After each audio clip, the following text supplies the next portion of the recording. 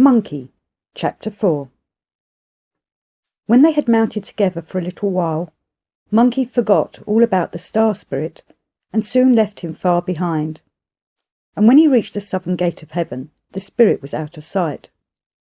He was just going in when a number of guardian deities, armed with daggers and swords and halberds, barred his path.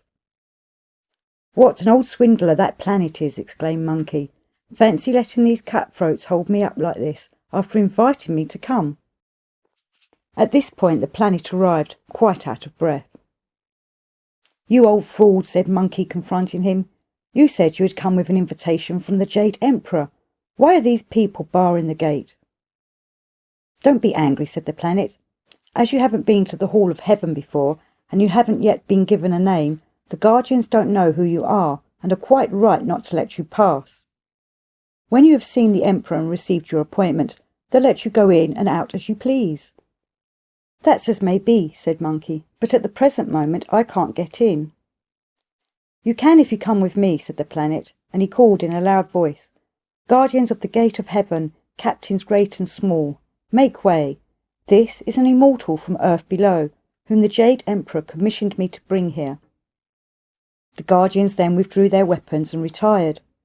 Monkey, his confidence in the planet now quite restored, walked slowly by his side through the gates and on into the palace. Without waiting to be announced, they went at once into the august presence. The planet immediately prostrated himself, but Monkey stood erect by his side, not showing any sign of respect, but only pricking his ears to hear what the planet would say. "I beg to report," he said, "that I have carried out your command. The pernicious immortal is here." "Which is he?" asked the Emperor, peeping over the top of his screen of state. At this point Monkey bowed, saying, "It's me." The assembled ministers turned pale with horror. "This barbarous monkey!" they cried. When brought into the presence he did not prostrate himself, and now, without being addressed, he has ventured to say, "It's me." Such conduct is worthy of death. "He comes from earth below," said the Jade Emperor, "and only recently learned human ways. For the present we must not be too hard on him if he does not know how to behave at court." The celestial ministers all congratulated the Emperor on his clemency, and Monkey shouted "Bravo!" at the top of his voice. Officials were then ordered to look through the lists and see what appointments were vacant. "There is no vacancy at present in any section of any department," one of them reported. "The only chance is in the Imperial stables, where a supervisor is wanted." "Very well then," said the Jade Emperor, "make him Pai Mah Wen in the stables." Accordingly he was taken to the stables, and the duties of this department were explained to him. He was shown the list of the horses, of which there were 1,000, under the care of a steward, whose duty it was to provide fodder. Grooms who combed and washed the horses, chopped hay, brought them their water and cooked their food. The superintendent and vice-superintendent helped the supervisor in the general management. All of them were on the alert night and day. In the daytime they managed to get a certain amount of fun, but at night they were on the go all the time. The horses all seemed either to go to sleep just when they ought to be fed, or to start galloping when they ought to be in their stalls. When they saw Monkey, the heavenly horses pressed round him in a surging mob, and ate the food he brought with them such appetite as they had never shown before. After a week or two, the other officers of the stables gave a banquet to celebrate Monkey's appointment. When the feast was at its height, he suddenly paused, and cup in hand he asked, "What does it really mean, this word Pai Mah Wen?" "It's the name of the rank you hold," they said. "What class of appointment is it?" Monkey asked. "It doesn't come in any class," they said.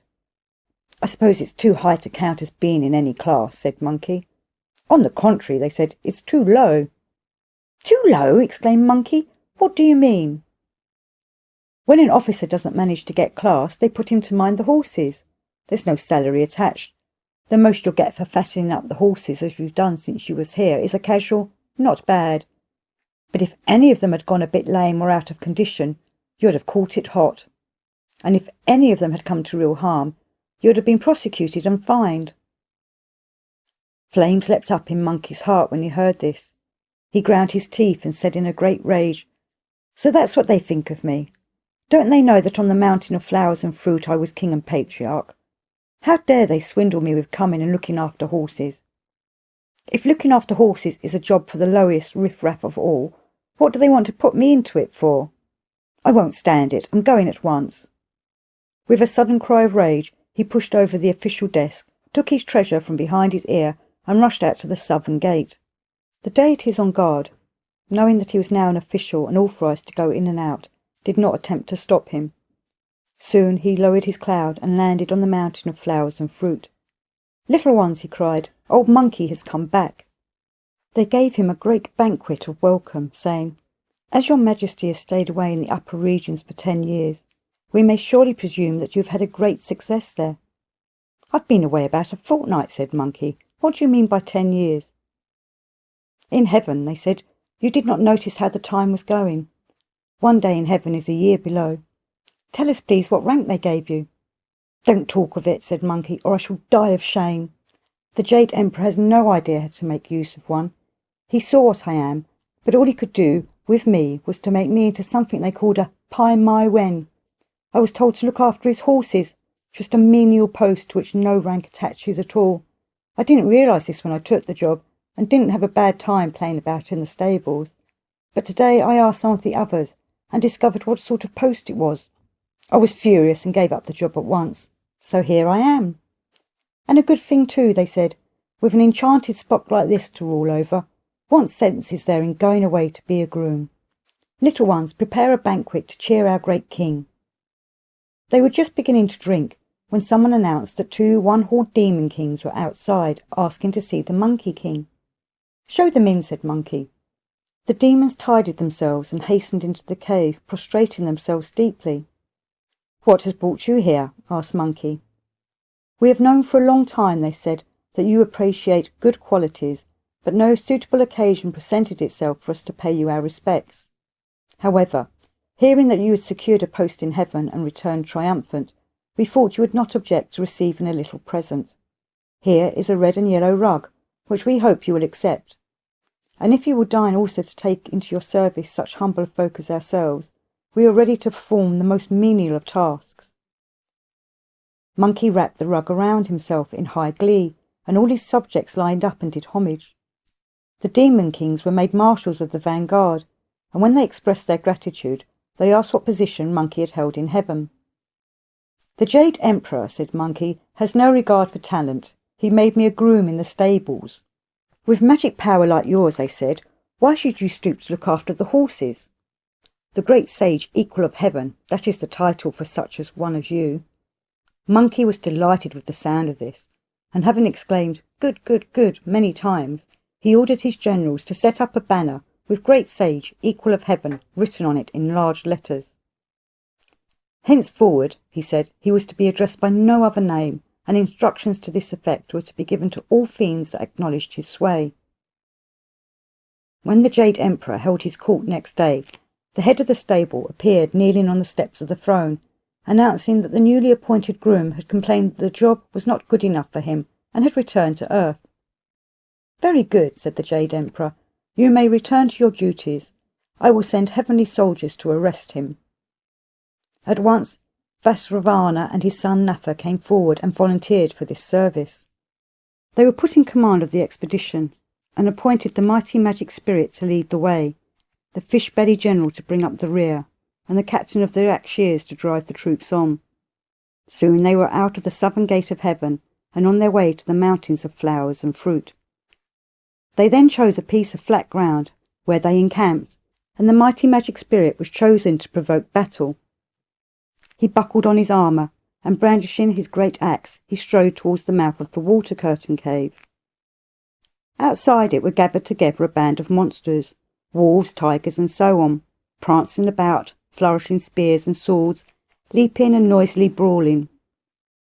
"Accursed creatures!" cried the spirit. "Go quickly and tell the groom that a great commandant from heaven has come by order of the Jade Emperor to receive his submission. Tell him to be quick about it, or you will all of you pay with your lives." The monsters came helter-skelter into the cave.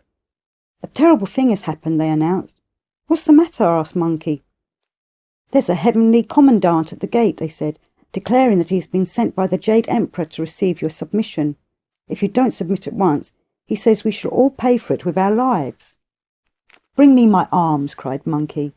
He put on his bronze helmet, his golden corset and cloud-stepping shoes, and with his magic staff in his hand, he led out his followers and arrayed them for battle. When the mighty magic spirit saw him, "Wretched monkey," he cried, "do you know me or not?" "What scurvy deity are you?" asked Monkey. "I have never set eyes on you. Tell me your name at once." "Vile trickster," cried he, "how dare you pretend you do not know me? I am the leader of the vanguard of Vasravana's heavenly host, the mighty magic spirit. I come by command of the Jade Emperor to receive your submission. Disarm at once and throw yourself on heaven's mercy, or all the denizens of the mountain will be put to the sword. Breathe so much as half of the word no, and you will instantly be sliced to pieces." "Scurvy deity," cried Monkey, very angry, "stop your bragging. If I were to strike you dead with one blow of my staff, you could not carry my message. So I shall spare your life that you may go back to heaven and tell the Jade Emperor that he does not know how to use a good man when he finds one. I have innumerable arts of magic. Why should I be put to mind the horses? Look what is written on this banner. If he admits my right to this title, I will leave him in peace. But if he refuses, I will come up at once and strike such a blow at his palace as will tumble him from his dragon couch." Looking about, the spirit saw the banner with its inscription and laughed aloud. "The impudence of this vile monkey!" he cried. "Call yourself equal of heaven, if you please, but first swallow a good dose of this axe of mine."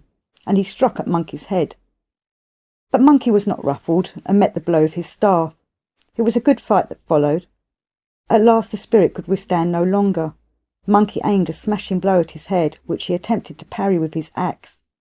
The axe split in two, and he was obliged to run for his life. Back in the camp he went straight to Vasravana, and kneeling before him panted out, "The groom has magic powers that are too great for us. I was unable to stand up to him and have come to plead for mercy." "This wretch," said Vasravana, looking contemptuously at the spirit, "has humiliated me. Take him away and cut off his head." But his son, Prince Napha, slipped forward and said, bowing profoundly, "Father, do not be angry. Spare the spirit for a while and let me go to battle, so that we may know how things really stand." Vasravana accepted this offer and ordered the spirit to go back to his camp and await trial. The prince, having buckled on his armour, sprang from the camp and rushed to the cave of the water curtain. Monkey was just disarming himself, but now came to the gate and said, "Whose little brother are you, and why have you come gate-crashing here?" "Nauseous ape," cried Napha, "or I pretend you do not know me. I am Vasravana's third son. The Jade Emperor has sent me here to arrest you." "Little prince," laughed Monkey, "you have not yet lost your milk teeth. Your wound down is not yet dry. How dare you talk so big? For the moment I'll spare your life, provided that you look at what is written on the banner and tell the Jade Emperor that if he will give me that rank he need send no more armies. I will submit of my own accord. But if he will not agree, I shall come and batter down his jewel palace of the magic mists." Napha looked up and saw the inscription, "Great Sage, Equal of Heaven." "You must think yourself a wonder-worker indeed, that you dare lay claim to such a title. Don't worry, one stroke of my sword will settle you," said Napha.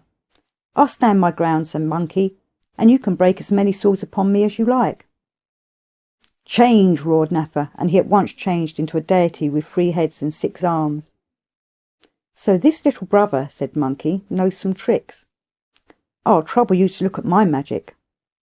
So saying, he too assumed 3 heads and 6 arms, and at the same time changed his cudgel into 3 cudgels, each of which he grasped with 2 hands. The battle that followed was one that shook the earth and rattled the hills, truly a good fight. Each displayed his terrifying powers, and they battled as many as 30 times.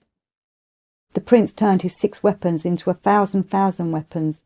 Monkey followed suit. The sparks fell like falling stars as they fought halfway up in the sky, and still neither gained advantage. But Monkey was very swift of hand and eye. Just at the height of the fray, he changed back into his proper shape, and cudgel in hand closed with Napha. In his own shape he moved with greater freedom.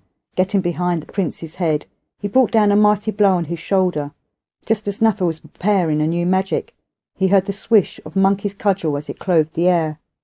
He had no time to dodge, and so great was his pain that he at once took to his heels, changed into his true form, and returned ignominiously to his father's camp. Vasravana had been watching the battle, and was just thinking of going to his son's assistance when Napha suddenly appeared before him and, trembling from head to foot, said, "My father and king, the groom has indeed stupendous powers. Even such magic as mine could not withstand him, and in the end he wounded my shoulder." "If a fellow has such powers as this," said Vasravana, dismayed, "how are we going to bring him to heel?" "Outside his cave," said the prince, "he's put up a banner upon which is written, 'Great Sage, Equal of Heaven.' He had the insolence to say that if you would acknowledge his right to this title, he would give no more trouble. Otherwise he would batter down the jewel palace of magic mists." "If that is so," said Vasravana, "we had better leave him alone for the present. I will report this to the Jade Emperor and ask for heavenly reinforcements, that we may hem him in while there is still time." "Am I to believe," said the Jade Emperor when this situation was explained to him, "that one monkey is so powerful that reinforcements are needed to deal with him?" Napha then stepped forward. "Great One," he said, "though I know that I deserve death at your hands, I beg you to hear me. That monkey possesses an iron cudgel with which he first defeated the river spirit and then wounded my shoulder." "Take the whole army," said the Emperor, "and slay him immediately." At this moment the spirit of the planet Venus stepped forward. "That monkey," he said, "flings his words about recklessly, and there is no reason to suppose that he can do all he threatens to do. But if soldiers are sent to deal with him, it will mean a long and exhausting campaign. It would be better if your Majesty were to pursue a policy of mercy. Say that you desire a peaceful solution and are quite willing to let him be the sage equal of heaven. There will be no harm in his having a nominal post under that title, of course without salary." "I don't think I quite understand," said the Jade Emperor, "what you are proposing that his position should be." "He could be called by that title," said the planet, "without having any special duties or any salary. The advantage would be that living on celestial ground he would soon turn from his depravity, cease his mad tricks, and the universe would have a chance to settle down quietly." "Agreed," said the Emperor, and the planet was sent to convey the peace offering. He left heaven by the southern gate and went straight to the cave of the water curtain. Things were very different this time. The place bristled with weapons. Every sort of wild ogre was on guard, and they were armed with lances, swords, staves, which they brandished fiercely, leaping this way and that.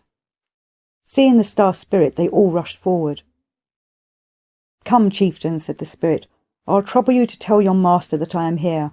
I am a heavenly messenger sent by God on high, and am come with a summons to your king."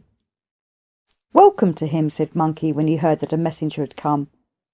"It must be the spirit of the planet Venus, who came to fetch me before. That time, although the job I got was not worthy of me, my time in heaven was not entirely wasted. I ran round a good deal and got to know my way about. No doubt he has come this time to offer me something better." And he ordered the chieftains to lead the spirit in, with a great waving of flags and rattle of drums. Monkey received him at the mouth of the cave in full panoply, surrounded by hosts of lesser apes. "Step in, old star," he called, "and forgive me for not having come to meet you." "Your colleague," said the planet, "informed the Jade Emperor that you were discontented with your appointment in the stables and had absconded." "Everyone has to start with something small and work his way upward," said the Emperor. "What has he got to complain of? And armies were sent to subdue you. When your magic powers proved superior to theirs, and it was proposed to band together all the forces of heaven and dispatch them against you, I put in a word suggesting that you should be accorded the title you have assumed. This was accepted, and I've come to fetch you." "I am much obliged to you for your trouble this time and last," said Monkey, "but I don't know whether there is such a rank in heaven as Great Sage Equal of Heaven." "My proposal was that you should have this rank," said the planet, "and it was accepted. Otherwise I should never have dared to come with the message. If anything goes wrong, I am ready to take the responsibility." Monkey wished to detain the planet and gave a banquet in his honour, but the planet would not stay, and they both set off together for the southern gate of heaven. When the monkey groom was announced, the Jade Emperor said, "Come forward, monkey. I hereby proclaim you great sage, equal of heaven. The rank is a high one, and I hope we shall have no more nonsense." Monkey gave a great whoop of delight and thanked the Emperor profusely. Heavenly carpenters were ordered to build the office of the great sage to the right of the peach garden. It had 2 departments, one called Peace and Quiet, and the other Calm Spirit. In each were immortal officers who attended Monkey wherever he went.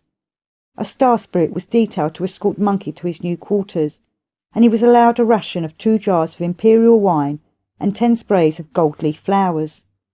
He was begged not to allow himself to get in any way excited or start again on his pranks. As soon as he arrived, he opened both jars and invited everyone in his office to a feast. The star spirit went back to his own quarters, and Monkey, left to his own devices, lived in such perfect freedom and delight as in earth or heaven have never had their like. And if you do not know what happened in the end, you must listen to what is told in the next chapter.